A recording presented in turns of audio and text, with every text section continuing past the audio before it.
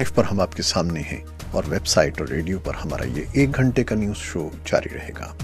تو آغاز کرتے ہیں پہلے آج کی اہم خبروں کی سرخیوں سے۔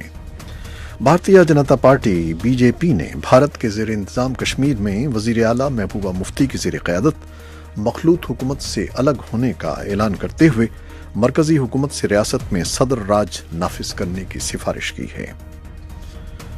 اور افغانستان میں گزشتہ ہفتے ایک امریکی ڈرون حملے میں کالعدم تحریک طالبان پاکستان کے سربراہ ملا فضل اللہ کی ہلاکت کو دہشت گردی کے خلاف جنگ میں ایک اہم پیش رفت کے ساتھ ساتھ پاکستان اور افغانستان کے تعلقات میں بہتری کا اشارہ بھی قرار دیا جا رہا ہے۔ اور پیر کے روز ایک آڈیو ریکارڈنگ جاری کی گئی ہے جس میں وہ بچے بری طرح رو رہے ہیں اور فریاد کر رہے ہیں جنہیں امریکی امیگریشن عہدیداروں نے جنوب مغربی سرحد پر ان کے والدین سے علیحدہ کر دیا ہے۔ اس آڈیو نے ٹرمپ انتظامیہ کے خلاف غصے کو بھڑکا دیا ہے جو غیر قانونی تارکین کے خلاف کسی بھی قسم کی برداشت نہ دکھانے کی پالیسی پر عمل کر رہی ہے۔ اور صدر ڈونلڈ ٹرمپ نے پیر کے روز کہا کہ غیر قانونی طور پر امریکی سرحد پار کرنے والے تارکین وطن کے والدین سے بچوں کو جدا کرنے کا عمل افسوسناک ہے، لیکن پالیسی کو تبدیل کرنے کا کوئی اشارہ نہیں دیا۔ شمالی کوریا کے سربراہ کم جونگ ان 2 روزہ سرکاری دورے پر بیجنگ پہنچے ہیں جہاں وہ چین کی قیادت کے ساتھ ملاقاتیں کر رہے ہیں۔ اور چین کا کہنا ہے کہ اگر امریکہ نے چینی اشیاء پر مزید محصولات عائد کیے تو چین مناسب جوابی اقدامات کرے گا۔ یہ تھیں 6 سرخیاں، تفصیل چند لمحے کے بعد۔ اور جیسا کہ ہم نے سب سے پہلے آپ کو خبر دی کہ بھارتیہ جنتا پارٹی نے بھارت کے زیر انتظام کشمیر میں وزیر اعلیٰ محبوبہ مفتی کی زیر قیادت مخلوط حکومت سے الگ ہونے کا اعلان کرتے ہوئے مرکزی حکومت سے ریاست میں صدر راج نافذ کرنے کی سفارش کی ہے۔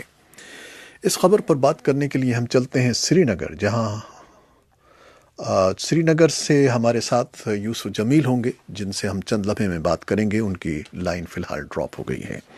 تو مخلوط حکومت سے علیحدگی کا اعلان پارٹی کے جنرل سیکرٹری اور کشمیر کے انچارج رام مادھو نے منگل کو نئی دہلی میں کیا ہے۔ اس پریس کانفرنس سے قبل بی جے پی کے صدر شاہ نے منگل کو جموں و کشمیر کی کابینہ میں شامل بی جے پی کے تمام وزراء کو نئی دہلی طلب کیا تھا جہاں ان کی بی جے پی کی مرکزی قیادت کے ساتھ ملاقات ہوئی تھی۔ یوسف جمیل سے سری نگر میں ہمارا رابطہ بحال ہو گیا ہے، ان سے بات کرتے ہیں۔ جی السلام علیکم یوسف جمیل۔ وعلیکم السلام خالد صاحب۔ یہ بتائیے گا اس خبر کی تفصیلات ہیں آپ کے پاس؟ جی یہ صحیح ہے کہ بی جے پی نے جو پی ڈی پی کی جو حکومت بی جے پی کولیشن گورنمنٹ ہے اس سے وہ الگ ہو گئی ہے، اور اس کے ساتھ ہی جو یہاں کی جو وزیر اعلیٰ ہے محبوبہ مفتی، انہوں نے اپنی جماعت پیپلز ڈیموکریٹک پارٹی حکومت میں شامل قریبی ساتھیوں سے صلاح مشورہ۔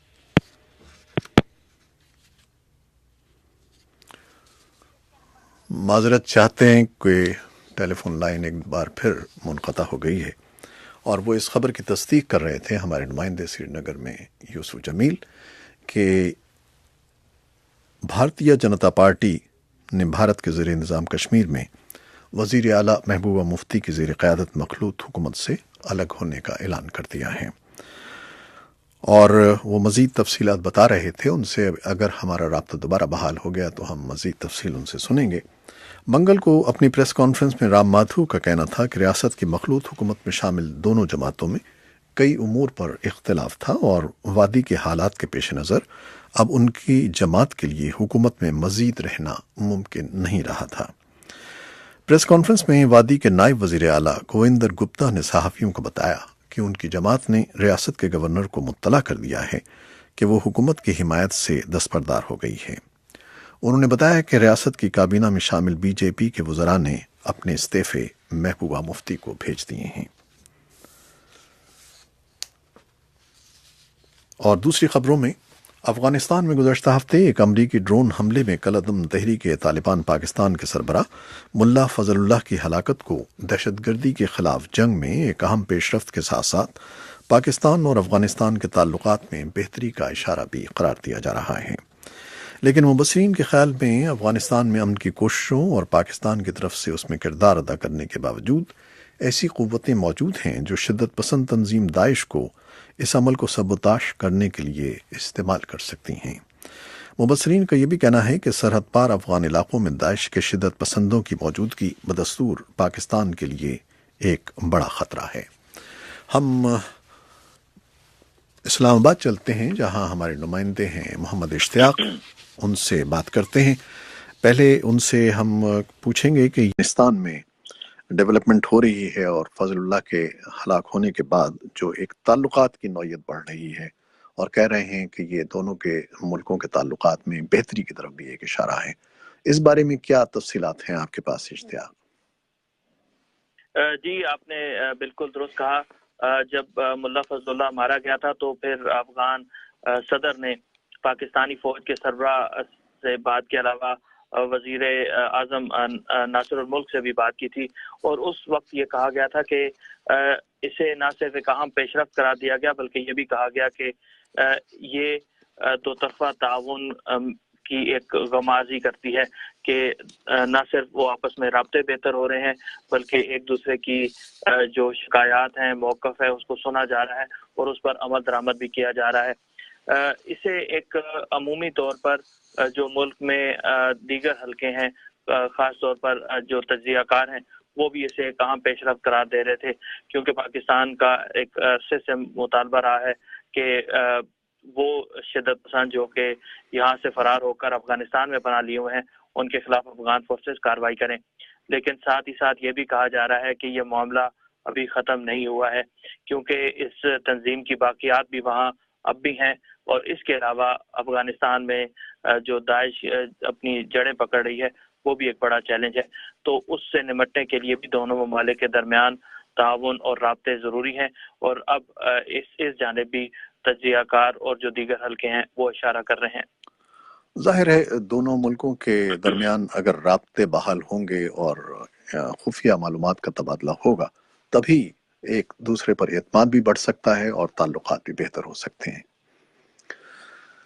अच्छा, ये बताइएगा कि अभी एक और ख़बर भी हमारे पास है कि नादरा ने कोई बयान जारी किया है कि उसने कोई हसास मालूमात अफ़शा नहीं की है।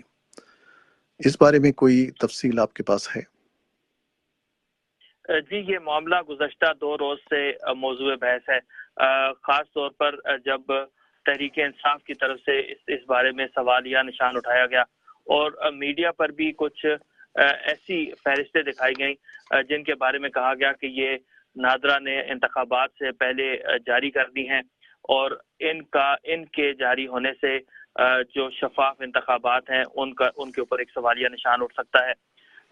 तहरीक-ए-इंसाफ की तरफ से नादरा के चेयरमैन के मुस्ताफ़ी होने का मुतालबा भी किया गया क्योंकि नादरा के ये चेयरमैन जो हैं इनको गुज़श्ता जो हुकूमत है मुस्लिम लीग नून की उनकी तरफ से इनकी मुलाजमत एक मरतबा फिर इनके कॉन्ट्रैक्ट में इजाफा किया गया था और उन्हें चेयरमैन के ओहदे पर बरकरार रखा गया था।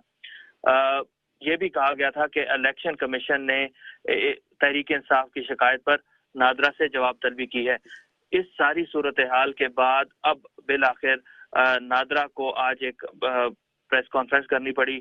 उनके सीनियर ओहदेदारों ने एक फौरी तौर पर हंगामी प्रेस कॉन्फ्रेंस बुलाई जिसमें अपने अदारे की तरफ से वजाहत की और ये कहा कि इंतखाबात के बारे में किसी तरह की हसास मालूमात जारी नहीं की गई हैं और जिस फहरिस्त का जिक्र मीडिया पर आ रहा है वो 1 साल पुरानी है और उस वक्त तक मुल्क में इंतखाबी फहरिस्तों के हवाले से किसी तरह का काम भी शुरू नहीं हुआ था और साथ ही साथ नादरा की तरफ से एक मरतबा फिर कहा गया कि माजी का जो इंतखाब था उसके बारे में भी बाज़ इलेक्शन कमीशन के ओहदेदारों ने शिकायत की थी और फिर एक सियासी जमात ने उसको जवाब बनाकर मुल्क में एक मुहिम चलाई जिससे मुल्क के इदारों की जो साख है वो मुतासर हुई है और साथ ही साथ ये भी कहा गया कि नादरा का इंतखाबात के हवाले से जो किरदार है वो कलीदी नहीं बल्कि एक सपोर्टिव किरदार है, यानी वो इसमें मुआवनत कर सकता है।